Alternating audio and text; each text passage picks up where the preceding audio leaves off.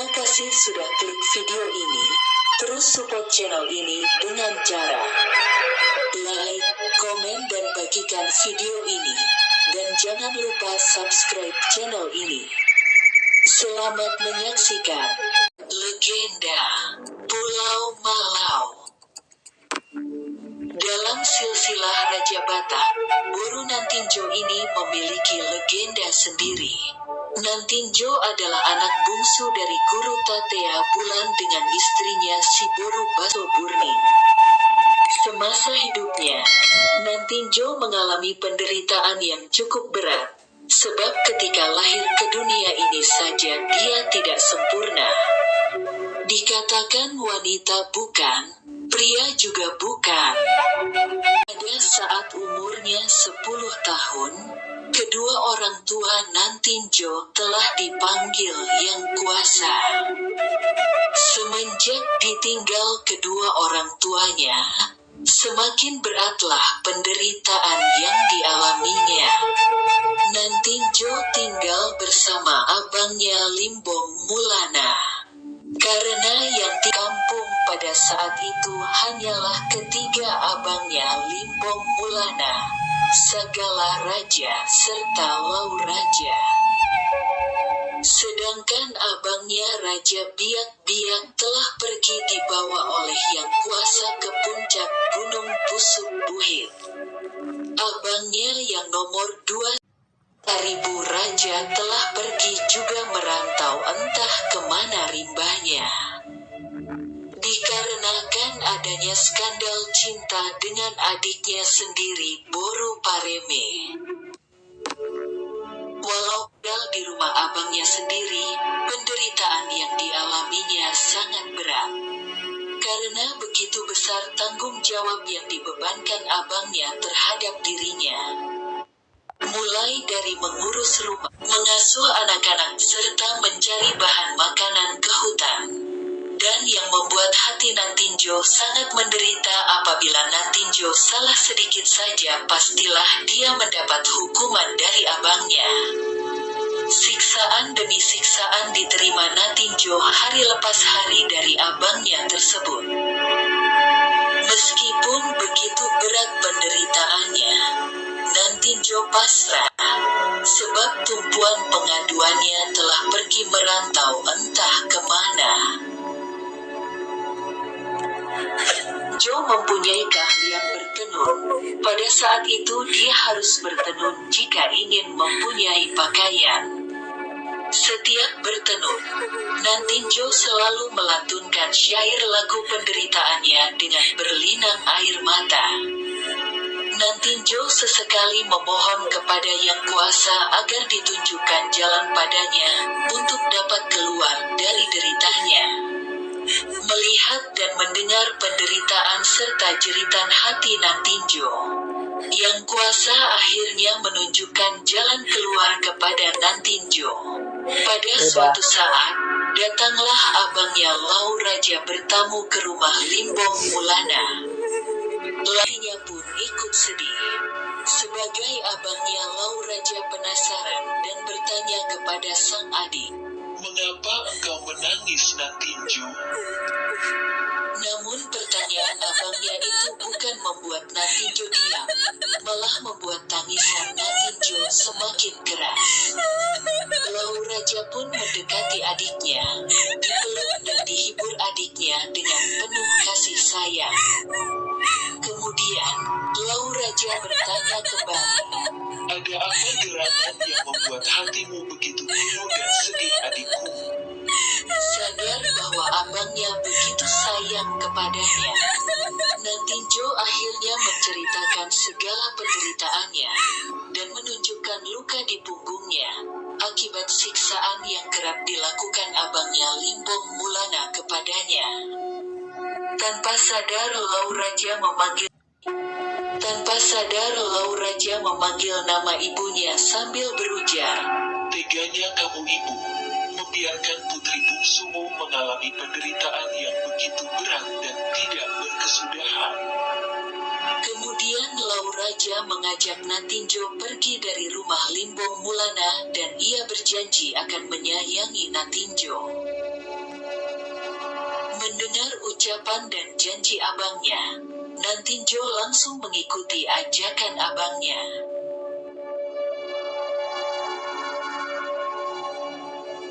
Semenjak tinggal dengan Lau Raja, Nantinjo merasa senang, tenang dan bahagia.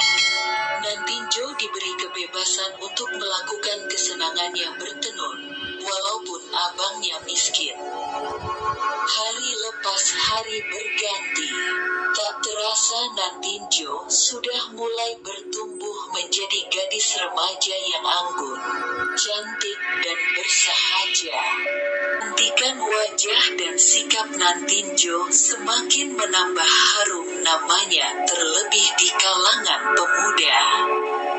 Nantinjo menjadi gadis pujaan semua lelaki, baik di kampungnya maupun dari kampung seberang Danau Toba. Seorang pemuda dari Huta Silalahi sangat tertarik kepada Nantinjo dan ingin menjadikannya sebagai pendampingnya seumur hidup. Tanpa mengadakan pendekatan kepada Nantinjo, pemuda tersebut langsung meminta kedua orang tuanya untuk segera meminang Nantinjo. Mendengar permintaan sang anak, orang tua pemuda tersebut sangat senang dan bangga ternyata putra mereka berniat meminang bunga desa Indo.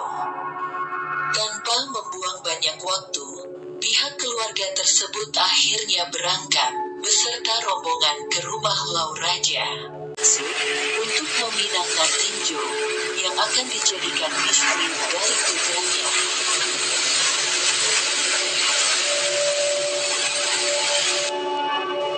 Setelah mendengar dan mendapat pinangan tersebut, Lau Raja mengundang kedua abangnya Limbong Mulana dan Sagala Raja untuk mengadakan rapat keluarga.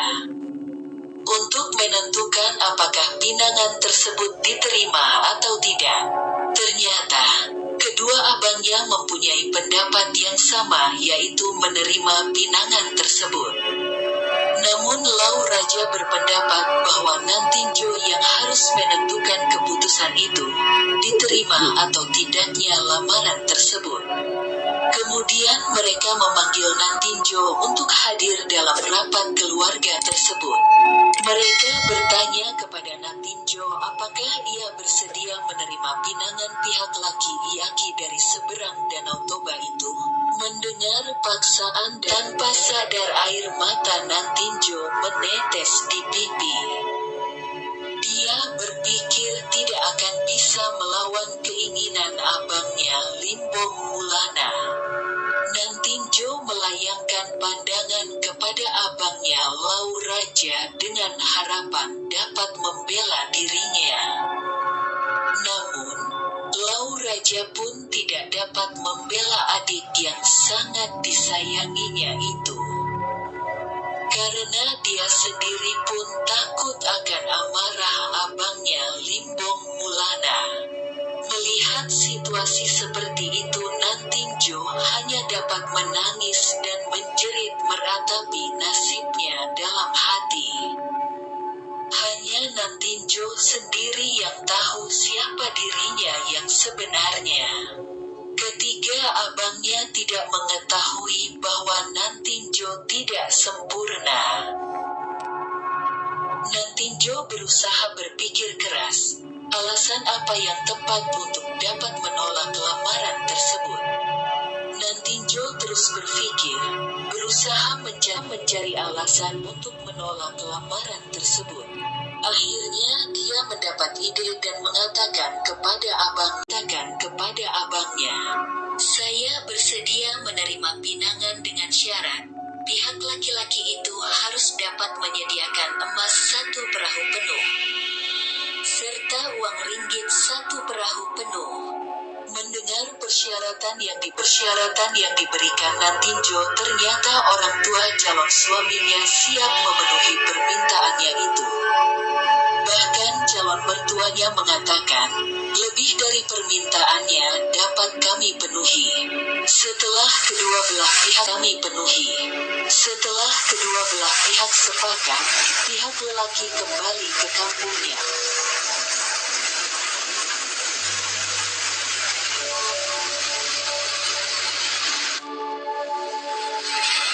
keesokan harinya, pihak laki-laki itu pun datang kembali beserta rombongan, dengan membawa persyaratan yang diminta Nang Tinjo, yaitu emas 1 perahu dan ringgit 1 perahu.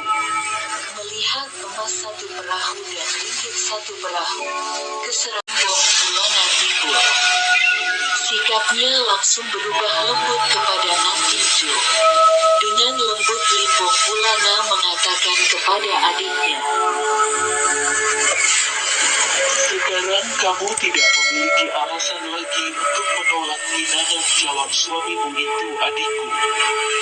Sebab calon mertuamu sudah memenuhi permintaanmu, disaksikan ketiga abangmu ini dan yang lainnya. Begitu tulusnya calon mertuamu menjadikan kamu sebagai menantu, dan sebagai abangmu yang tertua di antara kami, aku memutuskan bahwa kamu harus berangkat saat ini juga, ikut dengan suamimu. Doa restu dari kami abang-abangmu menyertai keberangkatanmu. Kami mendoakan kiranya Yang Kuasa memberikan kebahagiaan lahir maupun batin kepadamu." Limbong Bulana berkata panjang lebar seperti itu karena ketamakannya akan harta. Dengan hati yang hancur, Nang Tinjo menatap abangnya satu persatu sambil berkata kepada abangnya Laura, "Jikalau memang saya harus berangkat untuk berumah tangga dengan calon suami saya yang bukan pilihan hati saya, tetapi dikarenakan godaan emas dan ringgit 1 perahu, ternyata kalian tega memaksa saya untuk berumah tangga. Bagiku tidak ada pilihan kecuali menerima ini, namun permintaanku pada abang, kumpulkanlah semua apa yang menjadi milikku, termasuk alat yang selalu kupakai untuk berkemah. Bambu turat ini tempat benang tenunku, tolong tanamkan di ujung desa ini. Suatu saat nanti, semua keturunan bapak dan ibuku akan melihat dan mengenal saya penuh dengan penderitaan." Lalu raja memenuhi permintaan adiknya dan berjanji akan melaksanakannya. Nang Tinjo pun akhirnya menaiki perahu kesayangannya. Di perahu kesayangannya, dia berangkat meninggalkan kampung itu, mengikuti rombongan calon suaminya. Sambil mendayung perahu, hati Nang Tinjo terus gusar. Ia tidak dapat membayangkan apa yang bakal terjadi setelah sampai di kampung calon suaminya nanti. Kegundahan dan kekalutan pikiran Nang Tinjo tidak menemukan jawaban. Dengan hati yang sangat pilu, Nang Tinjo memohon dan berseru kepada ibunya si Buru Baso Burning lewat doa. "Ibu, mengapa ini harus terjadi? Seandainya dahulu ibu cerita kepada semua abang tentang keadaanku yang sebenarnya, mungkin ini tidak akan terjadi. Ibulah yang bersalah." Serta Limbong Bulana yang tergoda dengan emas dan ringgit 1 perahu itu. "Saya tidak mau berumah tangga sebab itu hanya akan membuat aib di keluarga. Anakmu ini rela berkorban demi nama baik keturunan bapak dan ibu di kemudian hari. Masihkah ibu sayang pada anakmu ini? Kalau ibu benar-benar masih sayang, dengarkanlah jeritan hati anakmu ini yang paling dalam. Saya tahu ibu dapat berkomunikasi langsung dengan Yang Kuasa. Mintalah kepada Yang Kuasa agar saya lepas dari penderitaan ini, dan persatukanlah saya dengan ibu." Mendengar jeritan sang putri yang sangat memilukan hati, ibunya pun meminta kepada Yang Kuasa. Dan seketika itu juga turunlah hujan yang lebat. Angin dan badai pun datang menerjang perahu Nang Tinjo. Gemuruh ombak disertai halilintar turut menangis melihat penderitaan Nantinjo. Akhirnya perahu Nantinjo pun tenggelam di telan ombak Danau Toba. Nantinjo mengakhiri ajalnya seketika itu. Ketiga abangnya yang menyaksikan hal itu merasa bersalah serta takut. Bahkan setelah Limbong Bulana memeriksa emas dan ringgit satu perahu yang diberikan calon suami adiknya, ternyata hanya di atasnya saja emas dan ringgit, di bawahnya hanya gundukan pasir dan tanah. Penyesalan yang timbul selalu datang terlambat. Apa mau dikata Nantinjo sudah tenggelam ke dasar Danau Toba. Keesokan harinya di saat orang masih tertidur pulas, Lau Raja pergi ke pantai tempat perahu Nantinjo diberangkatkan, dengan harapan dapat menemukan adiknya hidup maupun mati. Ditelusurinya sepanjang pantai namun tidak ditemukan jasad adiknya. Sambil menangis terseduh-seduh, Lau Raja meminta dalam hatinya kepada Yang Kuasa, agar jasad adik yang disayanginya dapat ditemukan. Sayup-sayup Lau Raja mendengar bisikan, adikmu Nantinjo sudah saya bawa ke tempat yang aman. Sekarang dia bersama ibumu. Anakku, hapuslah air matamu, dan lihatlah ke tempat di mana perahu adikmu tenggelam. Di situ kau akan melihat satu keajaiban. Perahu adikmu akan muncul kembali berupa pulau. Inilah sebagai pertanda bagi keturunanku di kemudian hari, betapa tulus dan mulia pengorbanan adikmu.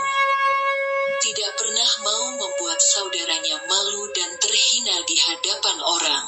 Tiba-tiba Lau Raja tersadar dan melihat di mana perahu adiknya tenggelam. Dengan rasa kaget, dia melihat apa yang dibisikkan oleh ibunya. Timbulnya pulau itu membuat Lau Raja merasa adiknya Nantinjo serasa hidup kembali, dan dia berjanji pada diri sendiri bahwa ia beserta seluruh keturunannya harus menjaga dan merawat serta menyayangi pulau itu. Sebagaimana dia menyayangi adiknya, Lau Raja memberi nama pulau itu Pulau Malau.